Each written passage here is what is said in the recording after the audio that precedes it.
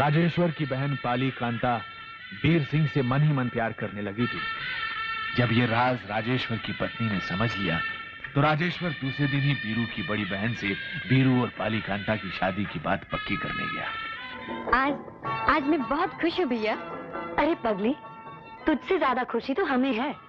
आज के बाद ये दोस्ती रिश्ते में जो बदलेगी। बहना मेरी, सुना तुमने जीजा जी क्या कर रहे हैं? क्या कर रहे हैं?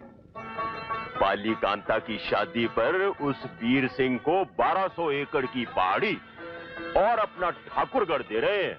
चुनिया बाबू, अगर सारी धरती पर हमारा राज होता तो वो भी हम वीरू को दे डालते। वीरू का पता किया वो कहाँ है? जी हाँ, मुझसे कहकर गए हैं। रामदास शास्त्री की बेटी की शादी पर दुर्गापुर गए हैं। शादी पर? हाँ, शादी पर। नहीं सेठ जी नहीं, बरात मत वापस ले जाओ। मैं दहेज की पाई चुका दूंगा, लेकिन मैं आज मजबूर हूँ। बारात वापस जाएगी। चलो बेटे। नहीं मालिक नहीं, एक बार मंडप से दूल्हा चला गया तो फिर कौन करेगा इससे ब्याह? ओ रामदास जी, कोई जरूरत ना ऐसे कमीने लोगों की मिन्नत समाजत करने की।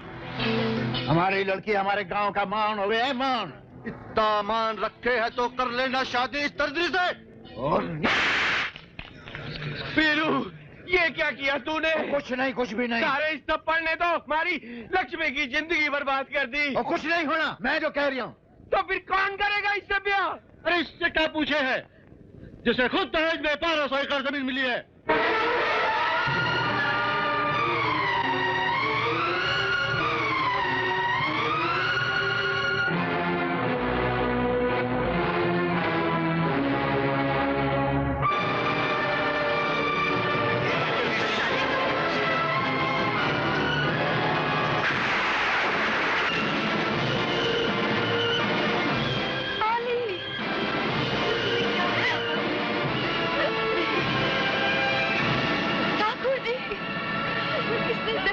ठाकुर जी,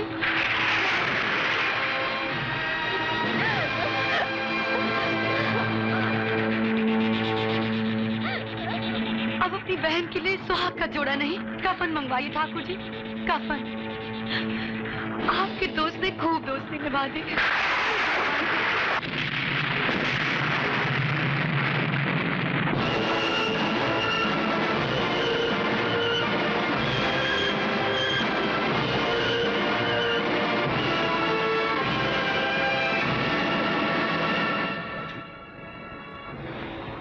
राजू, मुझसे पूछ तो सही यार तू, ये क्या हुआ?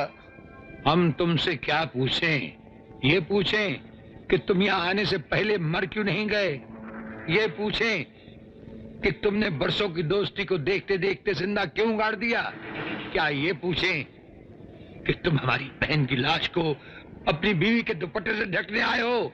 राजू मर गया राजू, खत्म हो गया वीरू। ए दगाबाज दोस्त, क्यों और आग लगाए हैं यहाँ? ले जा इस मनुष्य शकल को। कमीने कुत्ते, तेरी ये बात ले जा इस हरामी के यहाँ से। वीर सिंह, तुम यहाँ से चले जाओ, इससे पहले कि हमारे हाथ खून से रंगे जाएं, तुम चले जाओ यहाँ से। ठीक ही क्या यार, कि राजू मर गया और वीरू खत्म हो गया, तू ऐसे समझ ले। चल लक्ष्मी, देख लिया सब।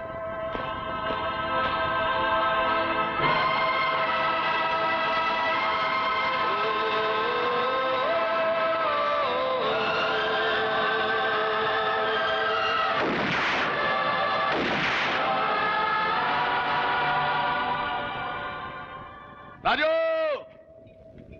राजेश्वर सनातनपुर छोड़कर विदेश चला गया। दोस्ती का सूरज हमेशा के लिए डूब गया। 25 साल गुजर गए। उधर राजेश्वर विदेश में अपना कारोबार बढ़ा रहा था और इधर उसके दो बेटे अपना पाली नगर बना लेने की कसम खा चुके थे। ये गजेंद्र और देवन का वादा है मामा। कि सनातनपुर के हर खेत पर हमारे कारखानों का राज होगा। उनका हर किसान हमारा गुलाम होगा। बीरू यानी बीर सिंह आज गांव का मुखिया बन चुका था। उसके भी 2 जवान बेटे थे जो फलों और सब्जियों के सौदागर बन चुके थे।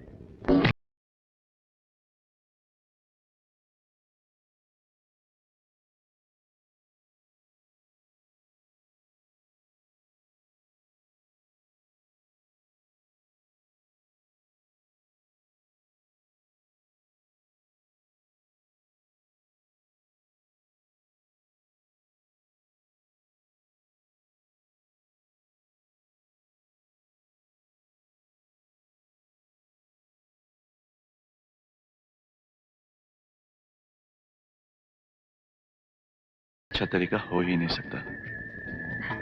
आपकी नई नई बातें और नए नए तरीके। कभी सुना है कोई बाप अपने बेटे को सीटी बजाना सिखा रहा हो? बाप ने मारी तीतरी, बेटा तीरंदाज। वो भी बाप तो बाप, अब बेटा भी सीटी बजाना सीख रहा है। वो भी क्या? देखा वहाँ तेरा भाई क्या कर रहा है? गगन क्या कर रहा है वो? बंदूक में गोलियां भर रहा है।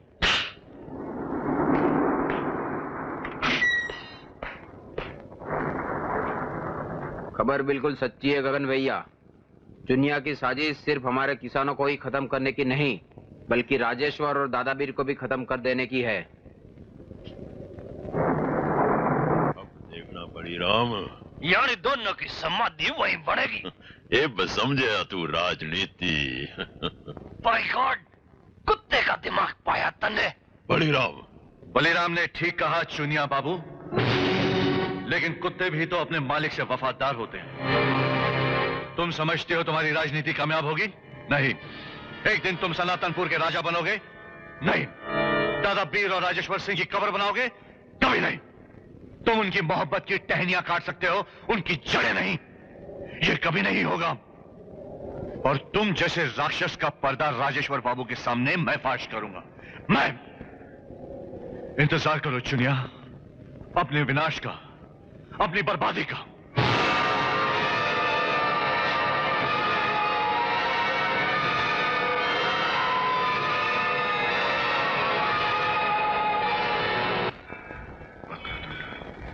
महाकाय, सूर्यकोटि, समप्रभा, निर्विघ्नं कुरु मे देव, सर्वकार्य शिव सर्वदा।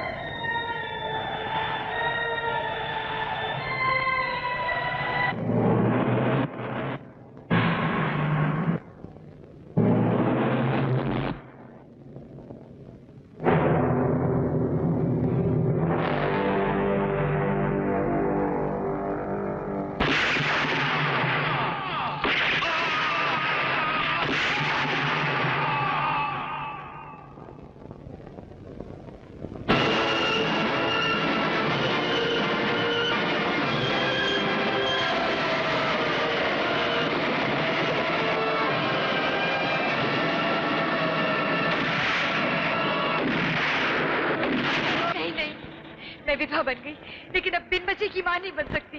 मेरे वासु को मत भेजो। अरे बावड़ी, उसका यहाँ रहना ठीक नहीं। हमारे वासु को सनातनपुर में जान का खतरा है आचार्य जी। इसलिए बाबा की ये इच्छा है कि इसे आप अपने शरण में बड़ा करें और शस्त्र विद्या दें। लेकिन आचार्य जी, इस हिंसा का कोई अंत तो होगा। वनधारी, अगर प्रेम का अंत हिंसा करती है तो हिंसा का विनाश भी सिर्फ प्रेम ही कर सकता है। बाकी तो काल चक्र है, जो होगा सो होगा। जी कलेक्टर साहब, हम पालीनगर लौट आए हैं। विशाल की मौत के बारे में हम आज रात आपसे मिलेंगे। जरूर, आप मेरे घर आइए, यही कोई 9 बजे।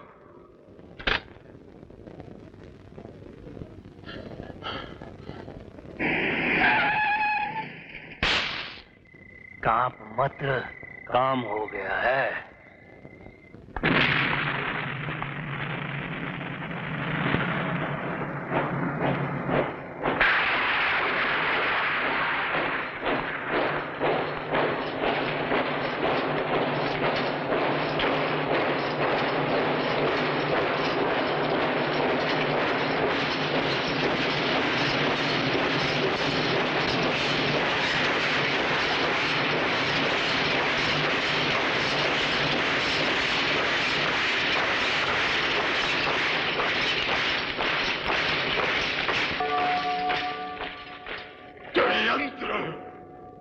ऐसा षड्यंत्र रचा आपके जिगरी दोस्त वीर सिंह ने कि हम कुछ कर ही नहीं सके और आपको 14 साल की कैद हो गई। 14 साल तो क्या, ठाकुर राजेश्वर सिंह 114 साल की कैद के बाद भी लौटेगा और फिर वीर सिंह को अपनी आंखों के सामने मिटते हुए देखेगा। पहाड़ी इलाके पर डेरा जमाए फौजी अफसरों ने दिन रात हो रहे इस खून खराबे को रोकने का जिम्मा लिया। सनातनपुर और पाली नगर के बीच बह रही व्यास नदी को इन दो गांवों की सीमा बना दिया गया और दोनों ने अपने अपने संरक्षक तैनात कर दिए। कई साल और बीत गए।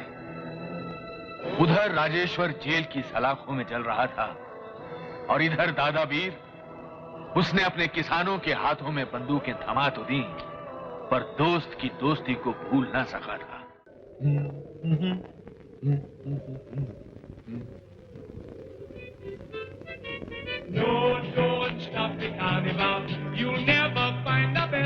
नशे में डूबे इन पूंजीपति मर्दों की दुनिया में सभ्य औरतों का कोई स्थान न था।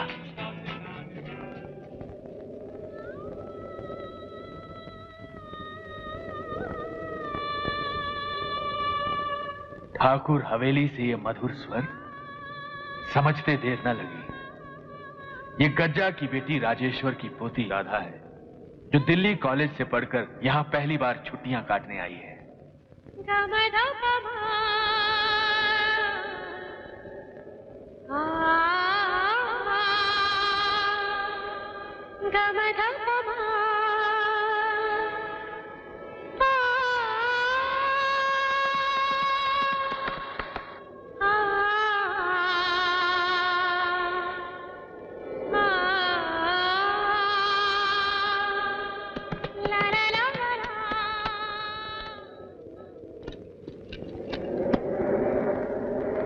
बेटी, तुम गज्जा बाबू की बेटी हो ना? जी हाँ, और आप यहाँ के मंधरी काका है ना? अरे वाह। राधा, तुम फिर अपने कमरे से बाहर आई। जाओ अपने कमरे में और खबरदार जो अपने कमरे से कदम बाहर रखा तो। कम आ जाओ। मोंटी, उदास हो? तुम और हम मिलकर डांस करेंगे। Come on. No thanks. Sweet, sweetheart, daddy, I love her, I love her. तेरी शादी भी करवा देंगे बेटा, पहले मेरी शादी तो हो जाए। पापा, आपकी शादी? ये है तेरी तीसरी माँ। क्या? Third mummy? मेरा ना कम्मी और मेरा रम्मी। मैं यम्मी। पापा, बहनें हैं इसकी, दहेज में आई है। Oh, Junior, you are very naughty. अंग्रेजी बोले।